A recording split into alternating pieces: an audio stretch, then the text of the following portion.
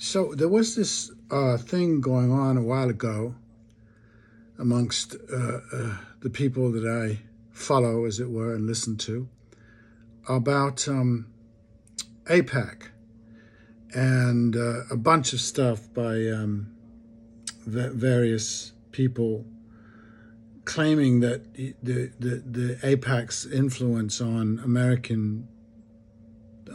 American political scene was very profound, and I think I've heard this before, that you know people will say that people say all kinds of things about what influences our elected representatives other than us, which is a fair point, because they seem to be very little influenced by us, but they're always influenced by somebody else.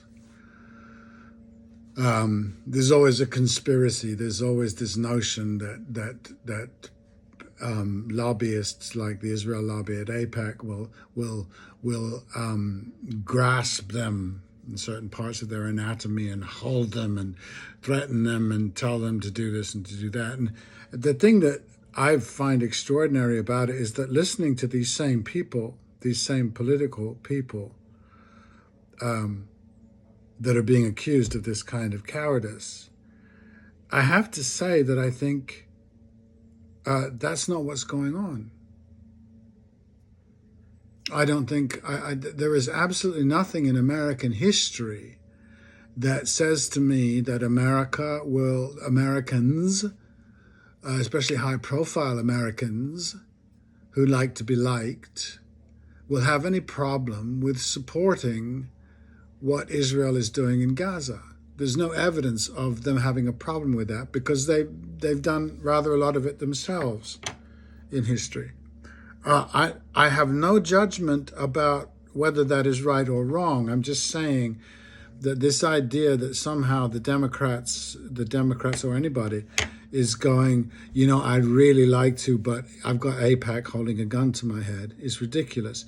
And it speaks to something else that seems to be a prevalent notion in the world, that somehow, which I think is biblical, which is somehow we've got a bunch of people walking around really not knowing what's going on, and then the National Front in Britain, or the John Birch Society in America, or the Communist Party in Russia will suddenly, get going on us and make us change our minds. And my thought is, it's like Owen Jones declaring that the wealthy, the upper classes in England have made the English working class racist, instead of thinking that, no, these very unfortunate, very unpleasant recent weeks have more to do with the fact that the working class in England has a problem knowing who it is, defining itself, and that the Western world has a habit of saying,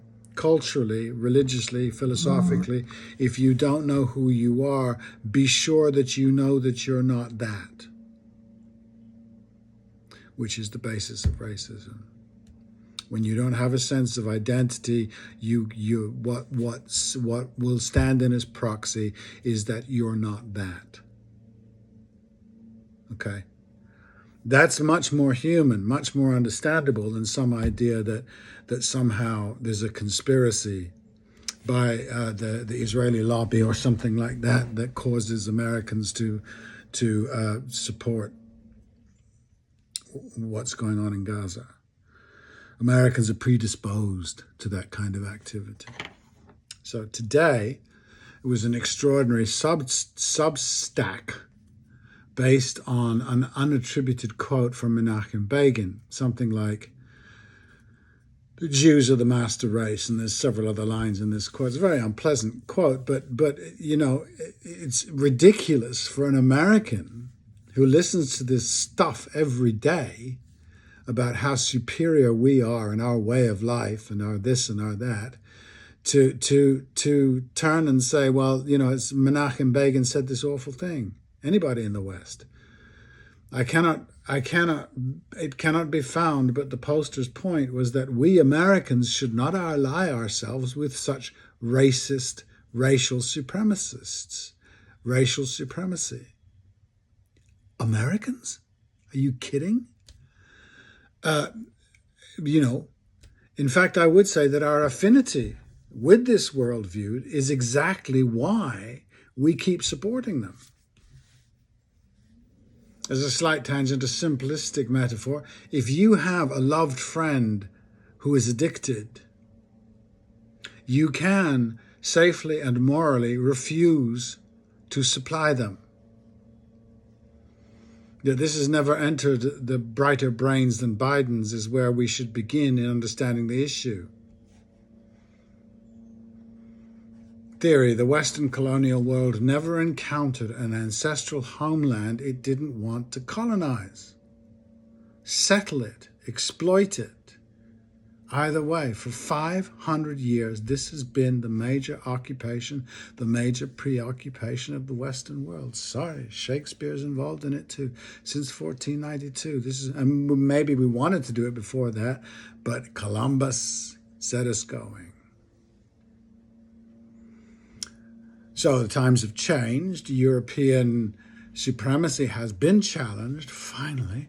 Crimes have been named and criminals have been charged. The unconscious motivation of the as yet unlocked up bunch is immediately, as a means of defense, is to identify itself with a people so persecuted and put upon by themselves.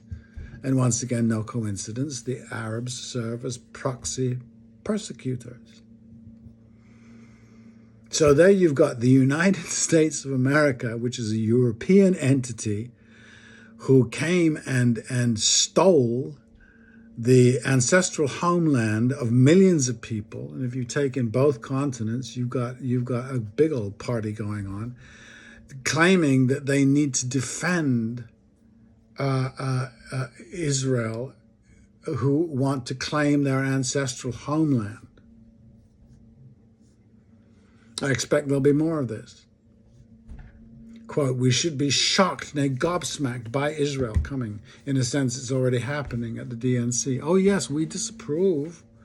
We'll stop sending bombs right away. Sure, we'll get on that first thing. In the meantime, party on, dude. Joy, joy, joy. And how many people die every day? And in a sense, this disassociation to me is the most disgusting element about what's going on, of this horror. The Jews, the Israelis have cause. I do think they brought it on themselves. I do not like monotheism, ethnocentric theocracies anywhere, but we know who facilitated the creation of the state in 1948. I don't even have a problem with the state idea, a homeland for the people, etc. It is a matter of how, not what. And it was done the way Europeans did things. It was, after all, called a mandate. And so the technique was, you get out. David Lloyd George said about bombing Baghdad in the 1920s, we reserve the right to bomb the ends. Yes. What Begin is alleged to have said was said often by Churchill, de Gaulle, dozens of Germans. It was said by Donald Trump. It was said by Woodrow Wilson. It was said by Harry Truman. And it was probably felt by all the rest. And most recently by Senator Blumenthal of Connecticut. The United States is the greatest country on the face of the earth ever. Therefore. Or Lauren Boebert, to be nonpartisan, there's only two countries that were created by God, Israel and the United States. So, dear liberal, be careful how you wash your blood-stained hands. Hamas is just our updated crazy horse, Nat Turner, Chief Pontiac. If you don't know who they are, look them the fuck up.